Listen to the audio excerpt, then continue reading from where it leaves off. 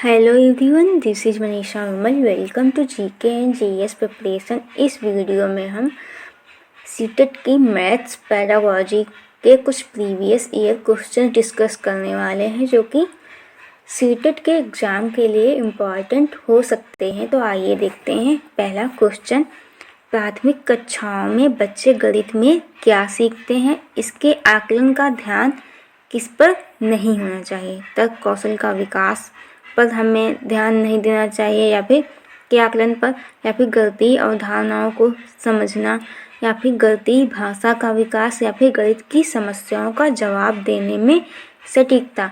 तो यहाँ पे जो आयोग ने आंसर माना है वो है तर्क कौशल का विकास।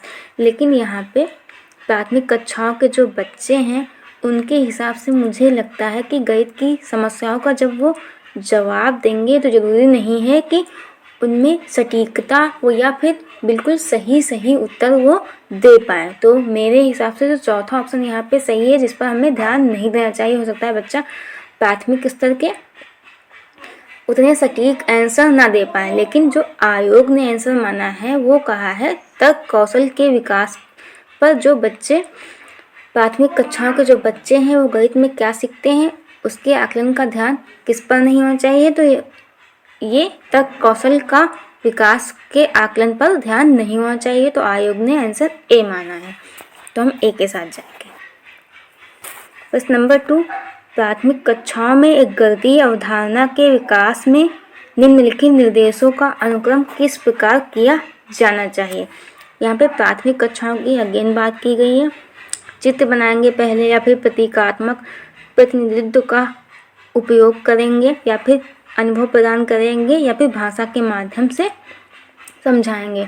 तो यहाँ पे प्राथमिक स्तर के बच्चों की बात हो रही है, तो पहले हम क्या करेंगे, भाषा के माध्यम से उन्हें समझाएंगे। तो पहला ऑप्शन होगा फोर्थ। फिर उसके बाद फिर उन्हें हम अनुभव प्रदान करेंगे जिसके बारे में हम समझा रहे हैं। तो यहाँ पे आएगा तीसरा। फिर उसके बाद प्रतीकात्मक प्रतिनिधित्व का उपयोग करेंगे, तो सेकंड ऑप्शन आएगा। फिर चित्र बनाएंगे, फिर उसके बाद फर्स्ट ऑप्शन आएगा। तो जहाँ पे ये चारों होंगे ऐसे, वो ऑप्शन सही होगा। तो यहाँ पे 4, 3, 2 एंड 1 है, तो यहाँ पे चौथा ऑप्शन जो है वो सही होगा। प्रश्न नंबर 3, एक बच्चे ने नीचे दिखाए अनुसार को दो संख्याएं घटाई। नीचे दिखाए अनुसार दो संख्याएं घटाई। 83 में से 27 माइनस करना है, तो बच्चे ने क्या किया है, 7 में से 3 घटा दिए हैं तो 4 आया है, 8 में से 2 घटा दिया है तो 6 आया है। तो यहाँ से तो बच्चे ने गलती कर दी। तो हमें बताना है कि निम्नलिखित में से कौन सा कथन बच्चे के घटाव सिखाने का बोध कराता है। यह एक गलती है और इसे बार बार अभ्यास करके सुधार किया जा सकता है। बच्चे की घटाव की प्रक्रिया में स्थानीय मान के बारे में गलत धारणा है। हमें यहाँ पे जो दूसरा ऑप्शन है वो सही लग रहा है कि बच्चे को जो है वो स्थानीय मान के बारे में पता नहीं है, या फिर गलत धारणाएं उसने बना रखी हैं। बच्चा नहीं जानता कि कैसे घटाना है। घटाना तो उसे पता है, तभी तो उसने 8 में से 2 घटा रही है और यहाँ पे गलती कर दी। तो यहाँ पे जो दूसरा ऑप्शन है वो सही होगा। चौथा ऑप्शन भी है हमारे पास। बच्चा 2 अंकों वाली संख्याओं के घटाव की प्रक्रिया जानता है लेकिन उसने गलती की है, तो बच्चे को घटाव की प्रक्रिया में स्थानीय मान के बारे में गलत धारणा है। तो दूसरा ऑप्शन सही है। प्रश्न नंबर 4, अधिगम और आकलन के चक्र के निम्नलिखित चरणों को क्रम में व्यवस्थित कीजिए। शिक्षण अधिगम के साथ एकीकृत आकलन, या फिर शिक्षण अधिगम और आकलन की योजना बनाना और उसका संगठन करना। फिर प्रगति रिपोर्ट का विकास, बच्चों के अधिगम और प्रगति की प्रतिपुष्टि की रिपोर्टिंग और उसका संचार। तो हमें सबसे पहले क्या करना है, शिक्षण अधिगम और आकलन की योजना बनाएंगे और उसका संगठन करेंगे। तो पहले आएगा सेकंड। फिर उसके बाद करेंगे शिक्षण अधिगम के साथ एकीकृत आकलन। तो सेकंड के बाद आएगा फर्स्ट, फिर फर्स्ट के बाद प्रगति रिपोर्ट तैयार करेंगे, तो यहाँ पे आ जाएगा थर्ड। फिर थर्ड के बाद एक ही ऑप्शन बचता है हमारे पास फोर्थ, बच्चों के अधिगम और प्रगति की प्रतिपुष्टि की रिपोर्टिंग, मतलब फीडबैक की तैयारी और उसका संचार, तो यहाँ पे आ जाएगा फोर्थ। तो यहाँ पे second, first and third and fourth है, तो यहाँ पे दूसरा ऑप्शन जो है वो सही होगा।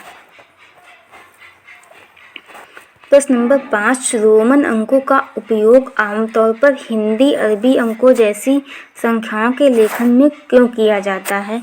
बच्चे अंग्रेजी वर्णमाला और रोमन अंकों में भ्रमित हो जाते हैं इसलिए किया जाता है, या फिर रोमन अंक स्थानीय मान का नियोजन नहीं करते इसलिए इन अंकों का उपयोग करके गणना करना मुश्किल होता है, या फिर रोमन अंकों को याद करना मुश्किल है, या फिर रोमन अंकों का उपयोग करके संख्याओं को बनाना एवं एक जटिल कार्य है।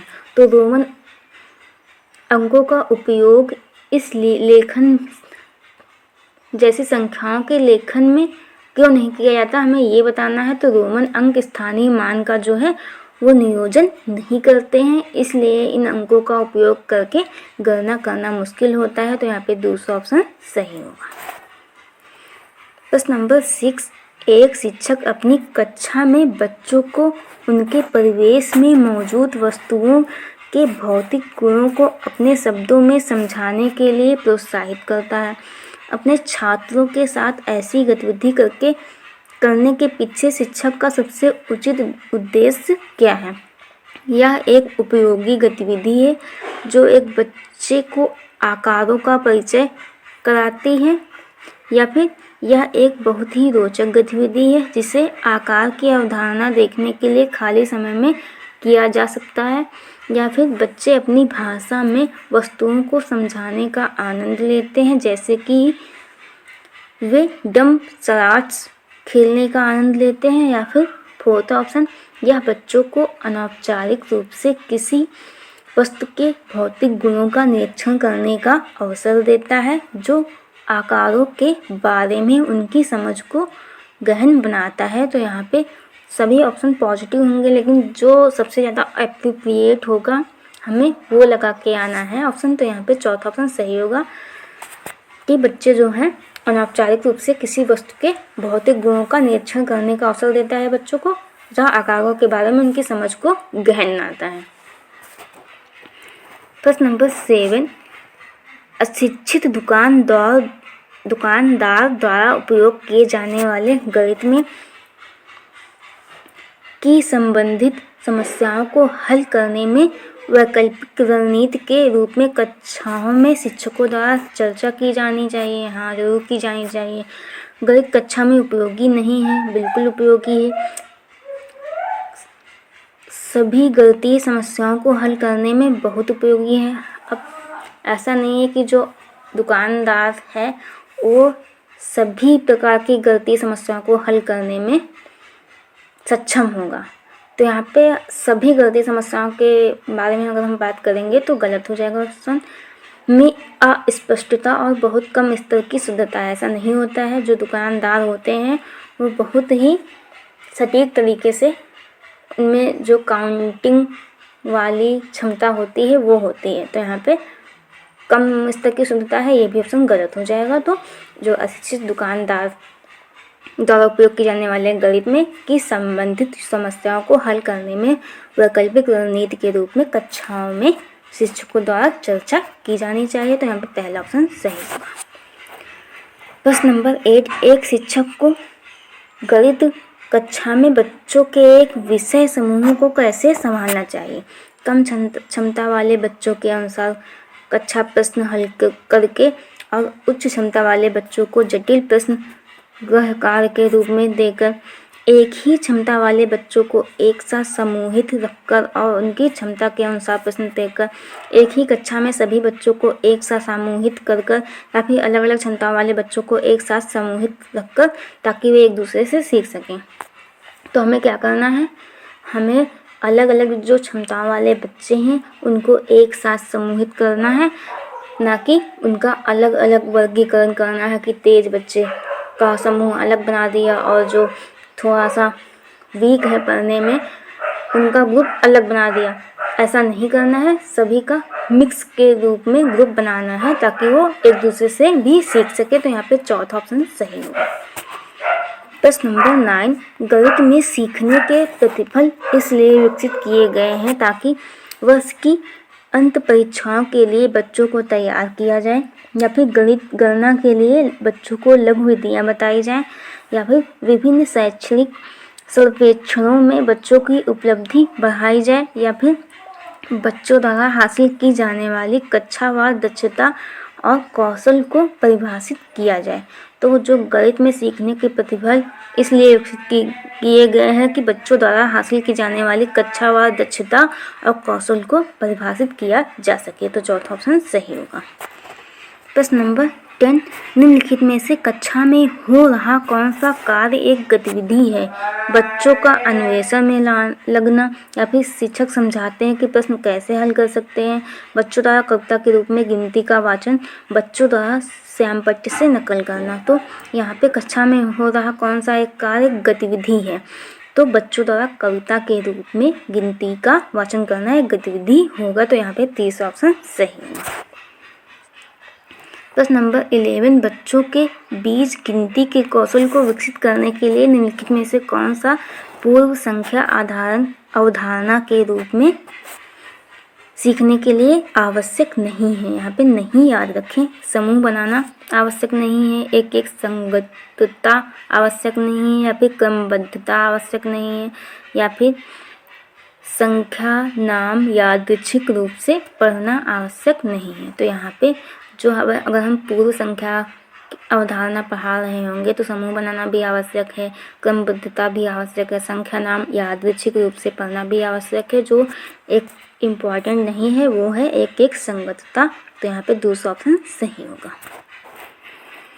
प्रश्न नंबर 12, एक बच्चे ने यह पूछने पर कि क्षेत्रफल क्या है, उसने लंबाई इंटू चौड़ाई उत्तर दिया। क्षेत्रफल की अवधारणा के बारे में बच्चे की समझ के बारे में आप क्या कह सकते हैं? बच्चे क्षेत्रफल और परिमाप की अवधारणा के बीच उलझन में हैं, या फिर बच्चे को क्षेत्रफल की अवधारणा के बारे में कोई जानकारी नहीं है। ऐसा नहीं है कि उसने तो सही सूत्र बताया है, लंबाई इंटू चौड़ाई बराबर क्या होता है? क्षेत्रफल होता है। बच्चे ने किसी भी बंद आकार के क्षेत्रफल के समान विचार को आयत के क्षेत्रफल के रूप में उपयोग किया, क्योंकि ये जो नियम है वो आयत के क्षेत्रफल का है। तो यहाँ पे हमें चौथा ऑप्शन जो है वो सही लग रहा है। बच्चे ने किसी भी बंद आकार के क्षेत्रफल के समान विचार को आयत के क्षेत्रफल के रूप में उपयोग किया है। तो यहाँ पे तीसरा ऑप्शन सही होगा। बच्चा सही कह रहा है कि क्षेत्रफल लंबाई इंटू चौड़ाई है, सही तो कह रहा है, लेकिन ये आयत का था, अगर वर्ग का अलग होता है। तो यहाँ पे तीसरा ऑप्शन सही होगा। प्रश्न नंबर 13, गणित सीखने के संबंध में निम्नलिखित में से कौन सा कथन सत्य है? गणित केवल कठोर अभ्यास से सीखा जा सकता है, या फिर गणित सीखने के लिए कठिन विषय है, या फिर आमतौर पर लड़कियां गणित में कमज़ोर होती हैं, या फिर हर कोई गणित सीख सकता है? तो हमें सत्य कथन बताना है। तो हर कोई गणित सीख सकता है, उसे अगर उचित पर्यावरण मिले या उचित गाइडेंस मिले। तो यहाँ पे चौथा ऑप्शन सही होगा।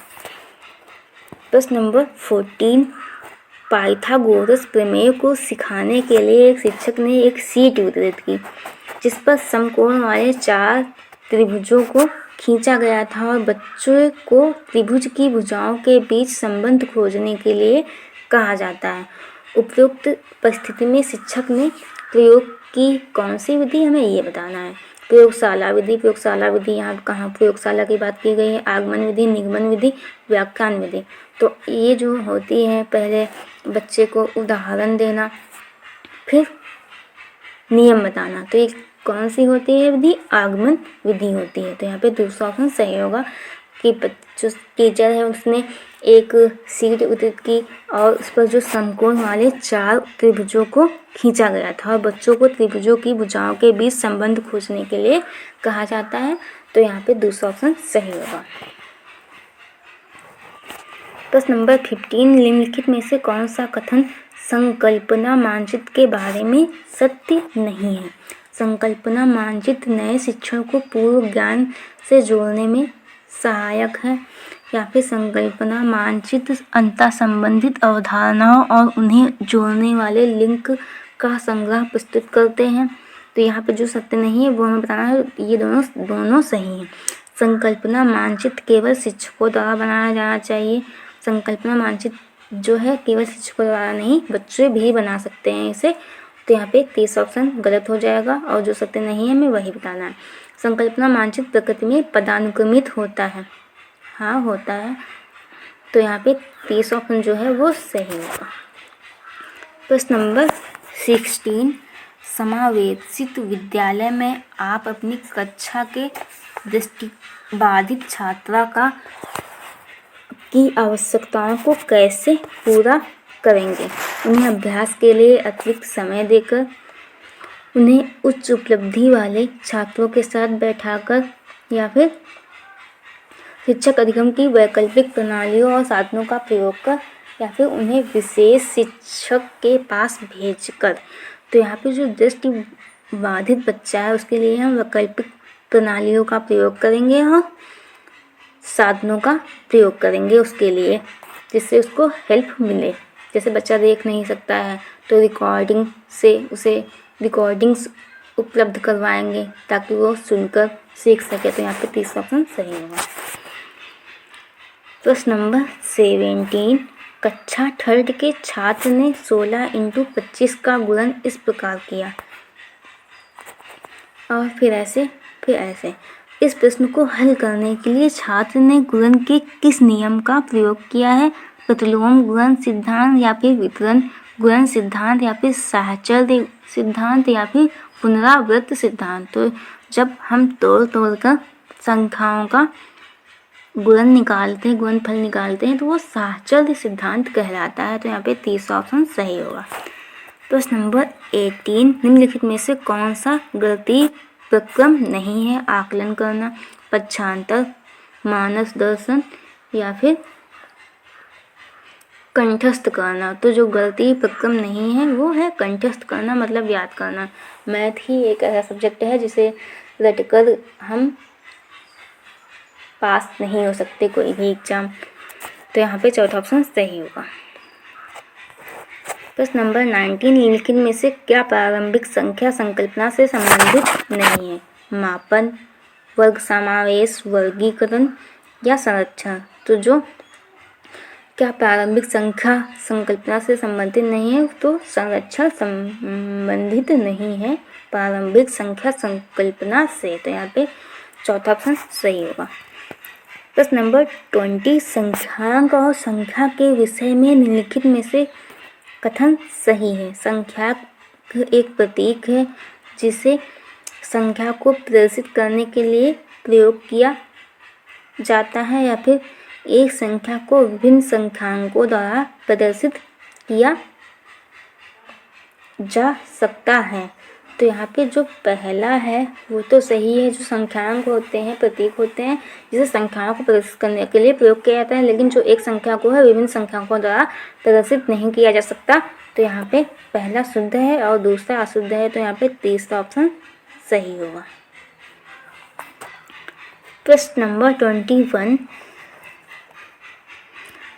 योग पर निम्नलिखित शाब्दिक समस्याओं को पढ़िए। एक टोकरी में 15 संतरे हैं और दूसरी टोकरी में 17 संतरे हैं। यह सब मिलाकर कितने संतरे होंगे? एक 9,950 वाले मोबाइल फ़ोन की कीमत में बजट के बाद 375 की वृद्धि हो गई। नई कीमत क्या है? निम्नलिखित में से कौन सा कथन सही है? दोनों ही योग को संवर्धन संरचना को प्रदर्शित करते हैं, या फिर ए योग की संवर्धन संरचना प्रदर्शित करता है और बी योग की समुच्चयन संरचना को प्रदर्शित करता है, या फिर ए योग की समुच्चयन संरचना को प्रदर्शित करता है और बी योग की संवर्धन संरचना को प्रदर्शित करता है, या फिर दोनों ही योग की समुच्चयन संरचना को प्रदर्शित करते हैं। यहाँ पे ये दूसरा क्वेश्चन हो गया है। तो यहाँ पे जो सही है वो है ए योग की समुच्चयन संरचना को प्रदर्शित करता है और जो बी है वो योग की संवर्धन संरचना को प्रदर्शित करता है। तो यहाँ पे तीसरा ऑप्शन सही होगा। फिर 21 के बाद 22 आएगा क्वेश्चन नंबर। पियाजे के प्रस्ताव के अनुसार माप में विभिन्न भौतिक राशियों के संरक्षण की योग्यता के विषय में सही कथन को पहचानिए। लंबाई में संरक्षण की समझ संख्याओं के संरक्षण से पहले आती है, या फिर भार के संरक्षण की समझ आयतन के संरक्षण से पहले आती है, या फिर आयतन के संरक्षण की समझ द्रव्यमान के संरक्षण से पहले आती है, या फिर भार के संरक्षण की समझ संख्याओं के संरक्षण से पहले आती है। तो यहाँ पे हमें जीन पियाजे के प्रस्ताव के अनुसार मापन के बारे में या फिर माप के बारे में बताना है, तो वो होगा भार के संरक्षण की जो समझ है वो आयतन के संरक्षण से पहले आएगी जीन पियाजे के अनुसार। जीन पियाजे के अनुसार जो है बच्चे भार को पहले समझेंगे, उसके बाद आयतन को समझेंगे। तो यहाँ पे दूसरा ऑप्शन सही होगा। अगर सेशन पसंद आए